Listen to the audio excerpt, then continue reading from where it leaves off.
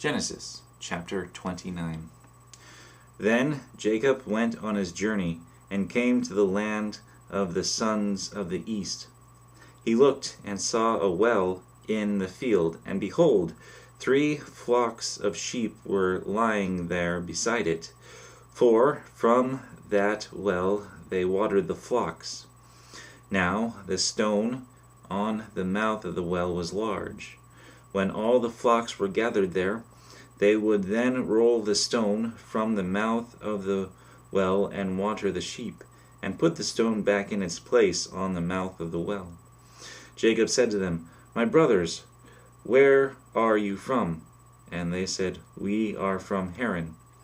He said to them, "Do you know Laban, the son of Nahor?" And they said, "We know him." And he said to them, "Is it well with him?"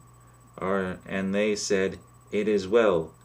And here is Rachel his daughter coming with the sheep."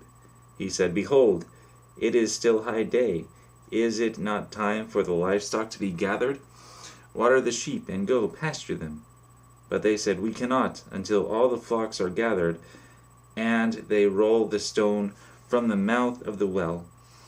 Then we water the sheep. While he was still speaking with them, Rachel came with her father's sheep, for she was a shepherdess. When Jacob saw Rachel, the daughter of Laban, his mother's brother, and the sheep of Laban, his mother's brother, Jacob went up and rolled the stone from the mouth of the well and watered the flock of Laban, his mother's brother. Then Jacob kissed Rachel and lifted his voice and wept. Jacob told Rachel that he was a relative of her father and that he was Rebekah's son, and she ran and told her father. So when Laban heard the news of Jacob, his sister's son, he ran to meet him, and embraced him and kissed him, and brought him to his house. Then he related to Laban all these things. Laban said to him, "Surely you are my bone and my flesh." And he stayed with him a month. Then Laban said to Jacob, "Because you are my relative, should you therefore serve me for nothing? Tell me, what shall your wages be?" Now Laban had 2 daughters. The name of the older was Leah, and the name of the younger was Rachel. And Leah's eyes were weak, but Rachel was beautiful of form and face. Now Jacob loved Rachel, so he said, "I will serve you 7 years for your younger daughter Rachel." Laban said, "It is better that I give her to you than to give her to another man. Stay with me."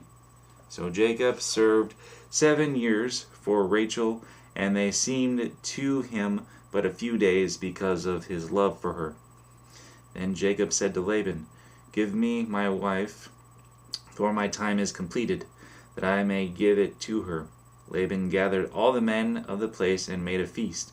Now in the evening he took his daughter Leah and brought her to him, and Jacob went into her. Laban also gave his maid Zilpah to his daughter Leah as a maid. So it came about in the morning that, behold, it was Leah. And he said to Laban, "What is this you have done to me? Was it not for Rachel that I served with you? Why then have you deceived me?" But Laban said, "It is not the practice in our place to marry off the younger before the firstborn.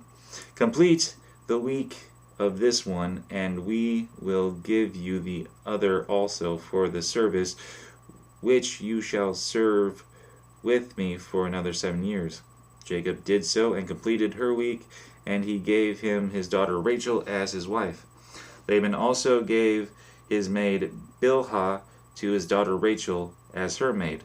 So Jacob went in to Rachel also, and indeed he loved Rachel more than Leah, and he served with Laban for another 7 years.